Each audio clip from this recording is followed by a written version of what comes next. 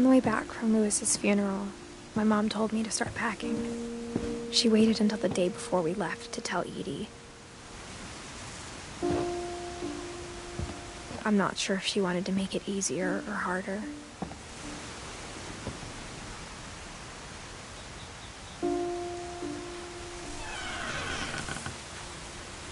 I wish we'd stayed.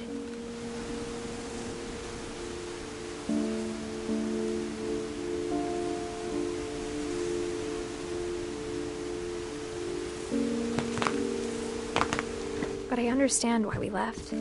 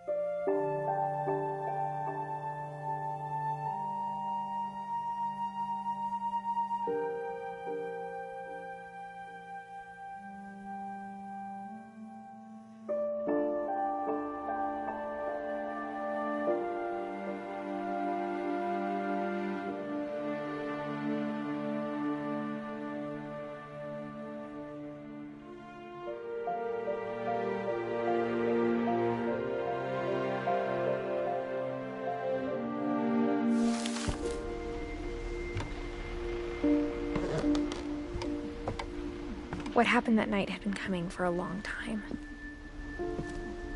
Maybe it should have come sooner.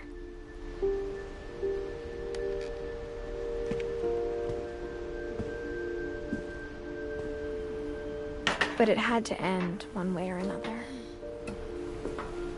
All that's left now is to tell you about that last night.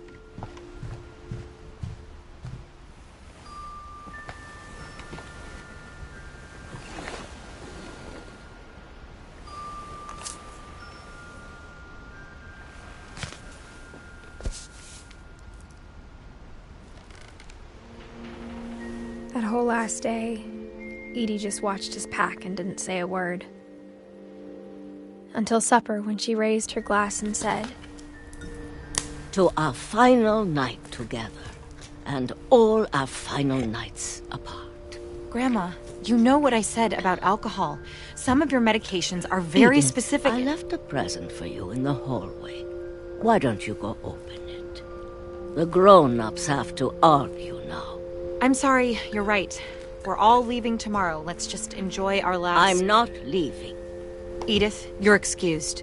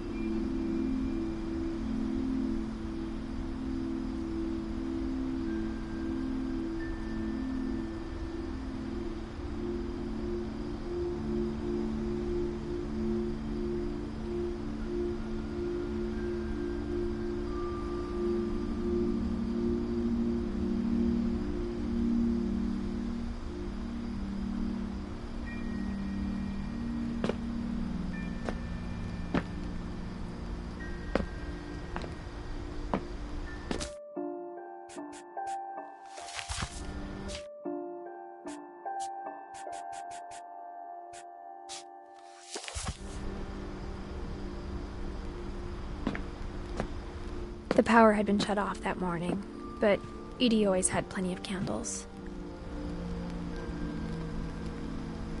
When my mom sealed the library, I don't think she knew about the other entrance.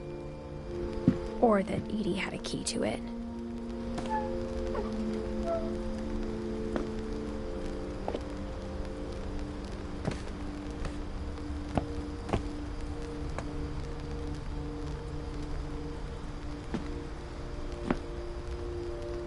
That thing you're afraid of isn't going to end when you leave the house.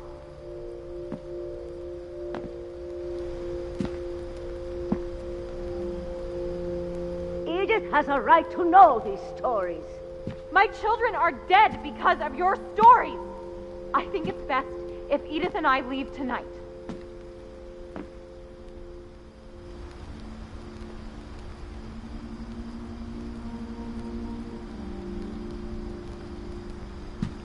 We'll have the nursing home send a van for you in the morning. Okay?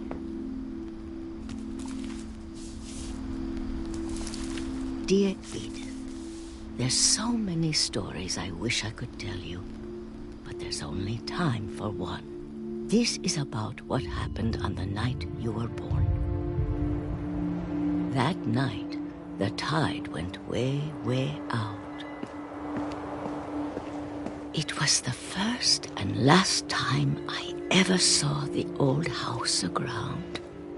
There'd been an earthquake out in the middle of the ocean.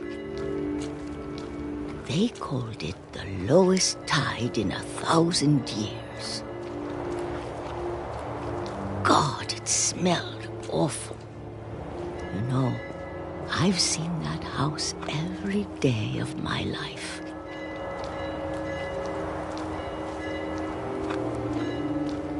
But I never thought I'd go back to it. When the fog rolled in, I lost my way.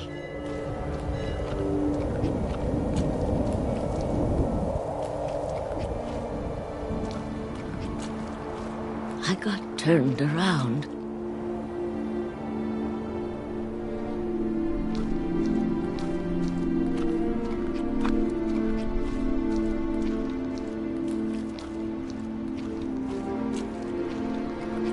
I started seeing things.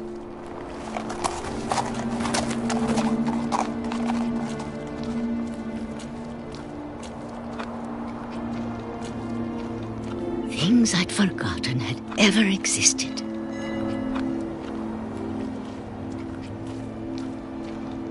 But when I saw them, they felt like old friends. That night, a lot of things came back to me. Or maybe I came back to them.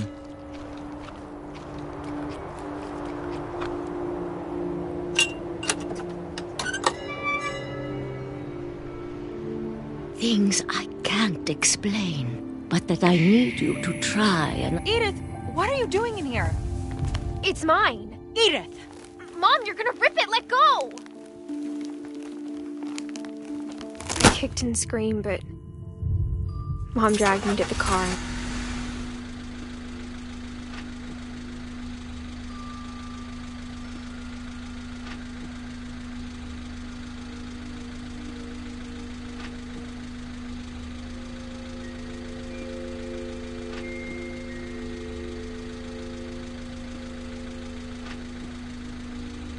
I never saw Great-Grandma Edie again. The next morning, the van came to pick her up, but she was already gone. After that, we moved around a lot.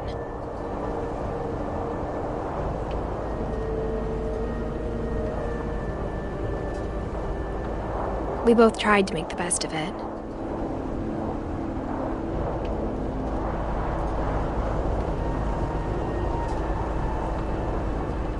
A few years went by.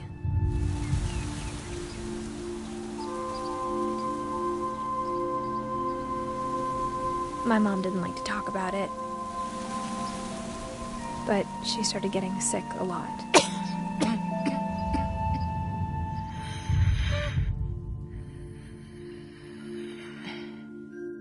She got better for a while, and then she didn't. And then I was alone.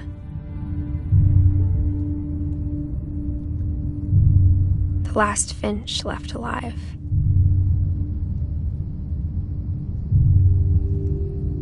Until I found out about you. I'm still not sure what to tell you about all this. If we lived forever, maybe we'd have time to understand things. But as it is, I think the best we can do is try to open our eyes. And appreciate how strange and brief all of this is.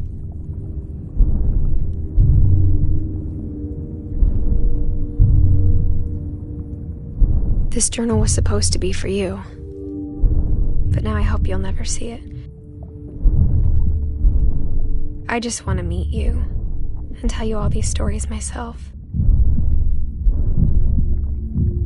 But I guess if you're reading this now, things didn't work out that way.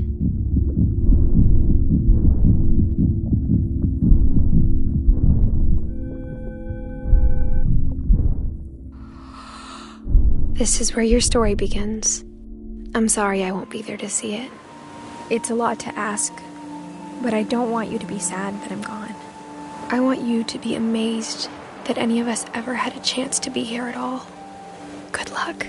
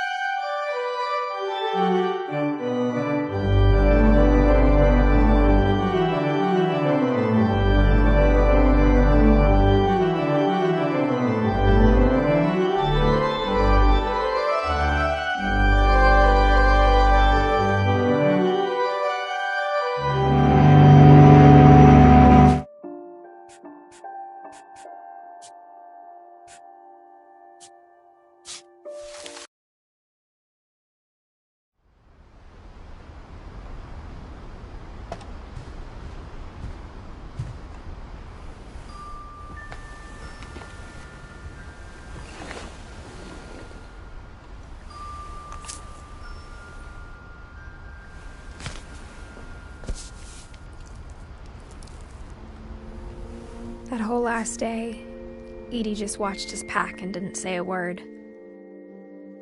Until supper, when she raised her glass and said, "To our final night together, and all our final nights apart." Grandma, you know what I said about alcohol. Some of your medications are very Edith, specific. I left a present for you in the hallway. Why don't you go?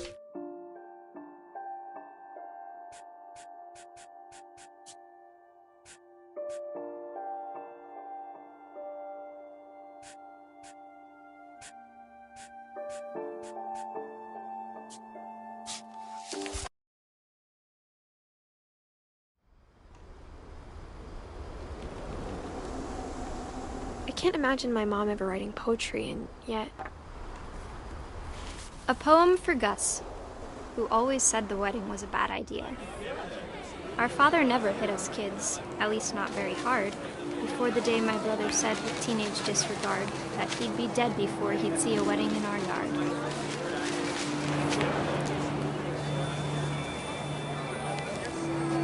My father made him come, of course, but Gus stood far apart, just flew his kite and bottled up the storm inside his heart.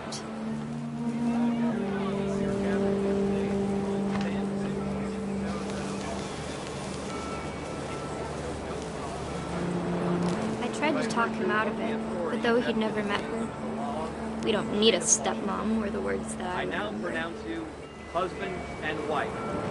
You may kiss the bride.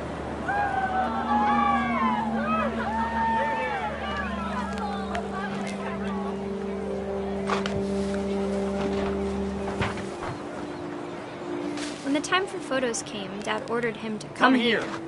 But Gus declined, and as a sign held up his middle finger.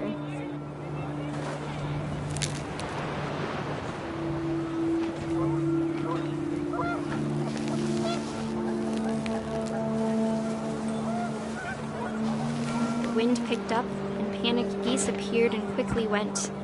But all the humans did that day was go inside the tent.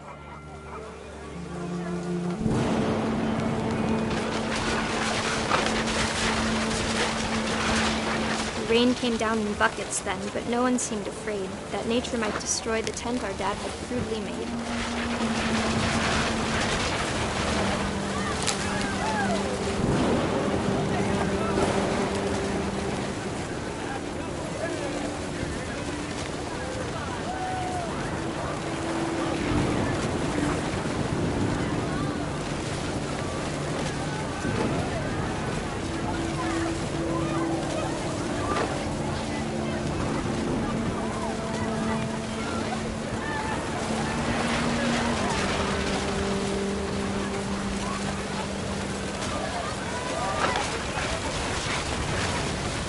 Thunder sounded much too close and full of angry power. But all my father said to this was, "Make the music louder."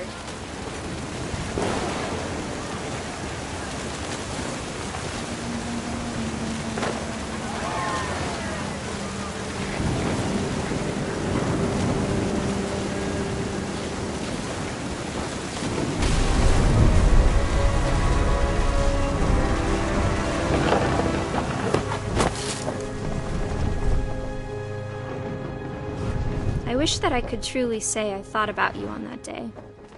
Out there on the beach alone, just you, the wind, the sea, and foam. But I didn't, until we found you.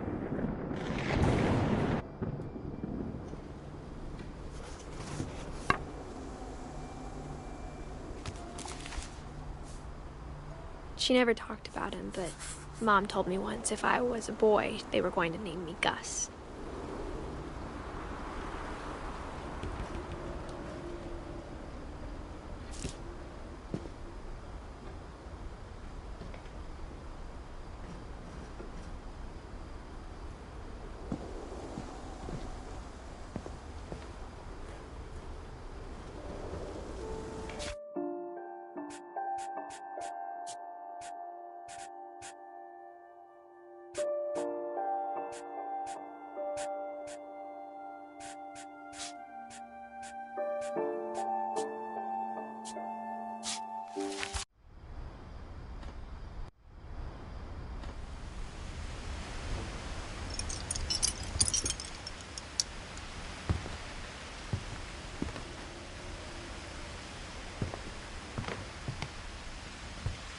Louis died a week before we left, but Edie had already started to memorialize him. Even in her 90s, sometimes Edie seemed a lot younger than my mother.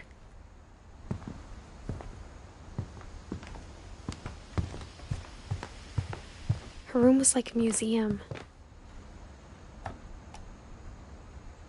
For 500 years, the Finches... Odin Finch buries the latest victims of the family curse, his wife Ingeborg and their newborn son, Johann. On January 7th, 1937, he set sail with his family and his house. But 40-foot waves off the coast of Washington send the house and Odin to the bottom. Odin's daughter Edie, with husband Sven and baby Molly, step ashore on their new home, Orcas Island. Odin Finch is the first to be buried in the new family cemetery. His daughter Edie is already dreaming of a new Finch house.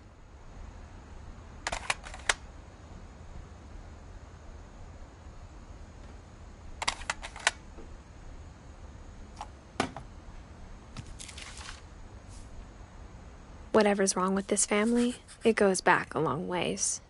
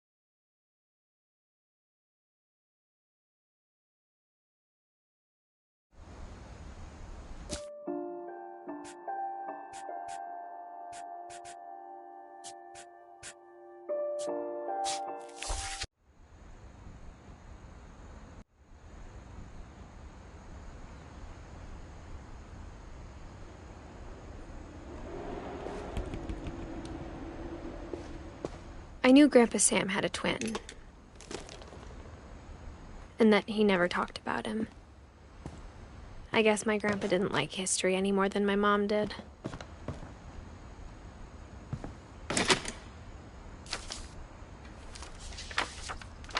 How I Want to Remember My Brother by Sam Finch. The thing I remember is that when he made up his mind, that was it. My brother said he'd die before he ate another mushroom. And he did. At Barbara's funeral, we swore we'd never be afraid again. And he wasn't. I think Calvin always wanted to fly. Sam! Calvin!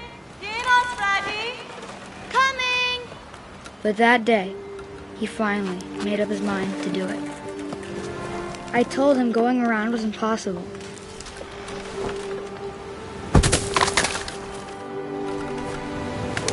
Maybe if I hadn't said that. Calvin! I'm not gonna tell you again! Maybe if the wind hadn't picked up. Then maybe he'd still be here. But I doubt it. I think he'd already made up his mind. That's what I want to remember about my brother.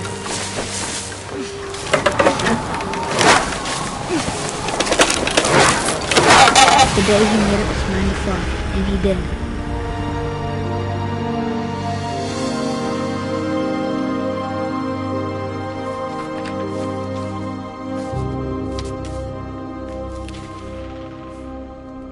Calvin's story felt strangely familiar. When I was younger, I remember trying to do the exact same thing.